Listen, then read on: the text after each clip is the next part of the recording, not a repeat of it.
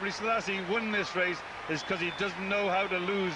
People like Ethiopia's fastest long-distance track and running athlete, Haile Selassie, also the UN Goodwill Ambassador, boast of good nutrition habits. If I eat plenty of nutritious foods, my mind and my body are fast and strong. And I run my best race all the way to the finish. He is lucky, but many African children are not ever going to get to that finish line, starting with those from his country. According to the Ethiopian Demographic and Health Survey 2011, 4 out of every 10 children under 5 have the irreversible effects of being stunted, which is unfortunately silent. In its silence, it has consequences that are not recognized. For example, the learning capacity at school, school attendance, the IQ, and also the immunity. This UNICEF graph clearly demonstrates the burden of stunting. 26 million children are stunted in the eastern and southern region of Africa, and of these, 10 million are in East Africa. Topping the list is Ethiopia, followed by Tanzania, Uganda, and then Kenya. UNICEF and WHO recommend the introduction of solid foods at 6 months of age after the child has been exclusively breastfed. Most mothers, however, introduce liquids such as water, juice and formula much earlier. This may disorganize plans for the window of opportunity. This is a concept which places emphasis on the first 1,000 days of a child's life from conception to the age of 2. For nutritionists, this is a vital time where what you feed your baby really matters. Macronutrients are important. There's the carbohydrates, we need the vitamins and minerals, we need the protein for the growing child. And we need to make sure that, these are provided in a combination that is best suited for the specific age. To the European Union, most African governments have been getting it wrong by putting nutrition under the Ministry of Health, yet it is something which cuts across almost all the sectors.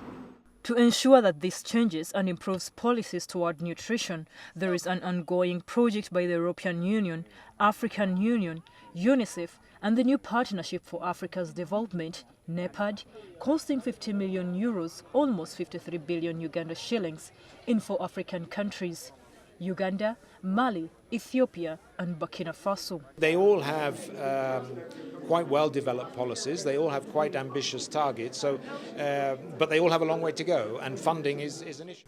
The project ends in 3 to 4 years' time and will be ideal for other African countries. Another project which most African governments are embracing as a solution is the SUN movement, scaling up nutrition. To date, 30 countries have committed to it. 22 are African, including Uganda. What is now being done by the Minister of Health is to roll it out to the districts, to the grassroots. Why are we leaving it only to the Minister of Health? Well, the Minister of Health is partnering with the private sector. I'll give you an example. Maganzo, for instance, is doing the fortification of our food stuff. Also, to beat stunting, the gap between the rich and the poor has to be bridged. Those who are rich are much more exposed, they have much more knowledge, and they can afford to go and get the services.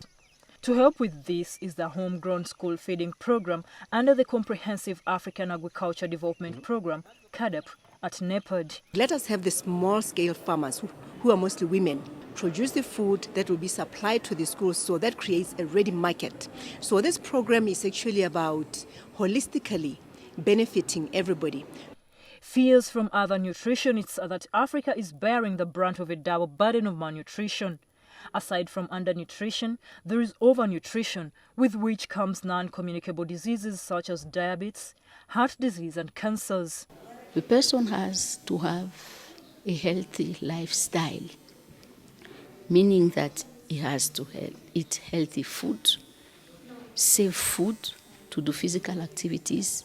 According to Uganda's 2011 Demographic and Health Survey, over the past 5 years, there has been a significant drop of 5% from 38% in the stunting prevalence. It is possible to have a reduction of 2 to 3% per year. But if countries continue working in isolation, this will not be achieved. These nutritionists admit that cross-sectorial dimension is a challenge. Notwithstanding this, most policymakers on the continent have to face it when dealing with the solutions related to malnutrition. Florence Nalimba, NTV.